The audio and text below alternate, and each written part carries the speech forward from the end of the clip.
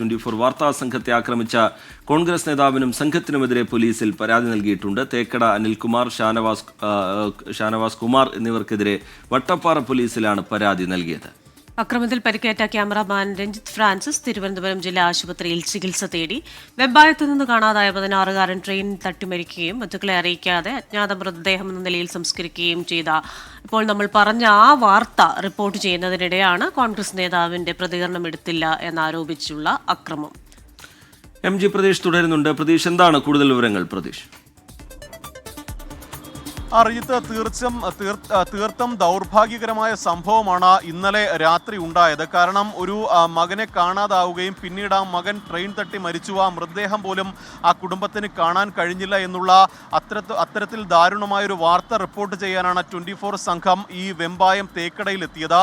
ഈ ഉമേഷ് ബാലകൃഷ്ണനും ഒപ്പം രഞ്ജിത്ത് ഫ്രാൻസിസുമാണ് ആ സംഘത്തിൽ ഉണ്ടായിരുന്നത്. ഈ വാർത്ത റിപ്പോർട്ട് ചെയ്യുന്നതിനിടെ കുടുംബത്തിന്റെ പ്രതികരണം എടുത്തു, അവർക്ക് പറയാനുള്ള കാര്യങ്ങൾ സംപ്രേഷണം ചെയ്തു. ഇതിനിടയിലാണ് ഈ പ്രാദേശിക കോൺഗ്രസ് പ്രവർത്തകർ അക്രമം അഴിച്ചുവിട്ടത്. അവരുടെ പ്രതികരണം, കോൺഗ്രസിന്റെ പ്രാദേശിക നേതാവിന്റെ പ്രതികരണം എടുത്തില്ല എന്ന് ആരോപിച്ചായിരുന്നു അക്രമം. ഈ റിപ്പോർട്ടറിനെയും ഒപ്പം ഈ ക്യാമറമാനെയും ആക്രമിക്കുന്ന സമീപനമാണ് പ്രാദേശിക കോൺഗ്രസ് പ്രവർത്തകരുടെ ഭാഗത്തു നിന്ന് ഉണ്ടായത്. ഈ ദൃശ്യങ്ങൾ എടുത്തുകൊണ്ടിരുന്ന ക്യാമറമാൻ രഞ്ജിത്ത് ഫ്രാൻസിസിനെ കയ്യേറ്റം ചെയ്യാൻ ശ്രമിച്ചു. ക്യാമറ അടിച്ചു തകർക്കാനുള്ള ഒരു ശ്രമം ഈ പ്രാദേശിക കോൺഗ്രസ് പ്രവർത്തകരുടെ ഭാഗത്തു നിന്നുണ്ടായി.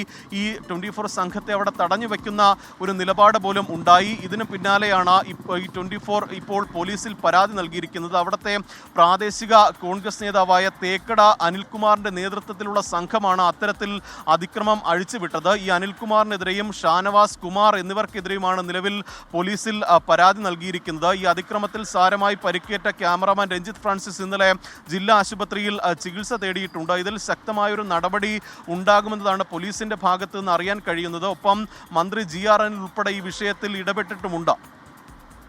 റിജിത്ത്, ക്രിസ്റ്റീന. പ്രതീക്ഷയാണ് തിരുവനന്തപുരത്ത് നിന്ന് വിശദാംശങ്ങൾ നൽകിയത്. പ്രതീക്ഷ, മാധ്യമപ്രവർത്തകരുടെ ഉത്തരവാദിത്തമാണ് ഇത്തരം കാര്യങ്ങൾ റിപ്പോർട്ട് ചെയ്യുക. അതിന്റെ ഭാഗമാകുന്ന ആൾക്കാരുടെ ബൈറ്റുകൾ അല്ലെങ്കിൽ അവരുടെ ആരോപണങ്ങൾ അല്ലെങ്കിൽ അവരുടെ അഭിപ്രായങ്ങളൊക്കെ സംപ്രേഷണം ചെയ്യുക എന്നത്. എന്തായിരുന്നു ഇവർക്ക് പ്രകോപനമായത്?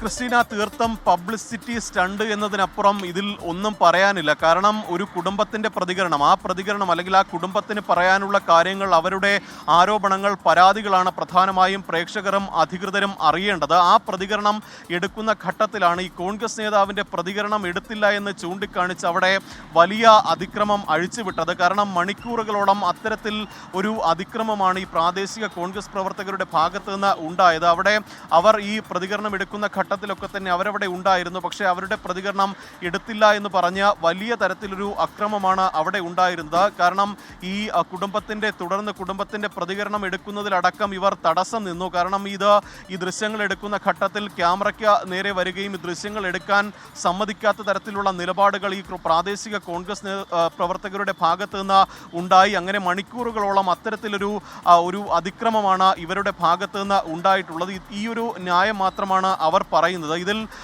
ഈ സംഭവം ദൃശ്യങ്ങൾ എടുക്കുമ്പോഴുൾപ്പെടെ ഈ റിപ്പോർട്ടർ ഉമേഷ് ബാലകൃഷ്ണൻ പറയുന്നുണ്ട്. കാരണം ആ കുടുംബത്തിന്റെ പ്രതികരണമാണ് പ്രധാനമായി വേണ്ടത്. ആ പ്രതികരണം കൃത്യമായി ഞങ്ങൾ എടുക്കുന്നുണ്ട്, ആ കുടുംബത്തിന് ആവശ്യമായ എല്ലാ പിന്തുണയും നൽകുമെന്നതുൾപ്പെടെയുള്ള കാര്യങ്ങൾ പറഞ്ഞിട്ട് പോലും ആ ദൃശ്യങ്ങൾ അല്ലെങ്കിൽ ആ റിപ്പോർട്ടിങ്ങിനെ തടസ്സപ്പെടുത്തുന്ന ഒരു സമീപനം ഇവരുടെ ഭാഗത്ത് നിന്ന് തുടർച്ചയായി ഉണ്ടായി. ഇതിന് പിന്നാലെയാണ് ഒരു അതിക്രമത്തിലേക്കും ഒരു കയ്യേറ്റത്തിലേക്കും കൂടി ഇവരുടെ ഭാഗത്ത് നിന്ന് ആ സമീപനം മാറിയത്. അതിന് പിന്നാലെയാണ് ഇവർക്കെതിരെ ഈ പ്രാദേശിക കോൺഗ്രസ് പ്രവർത്തകർക്കെതിരെ പോലീസിൽ കേസ് നൽകിയിരിക്കുന്നത്.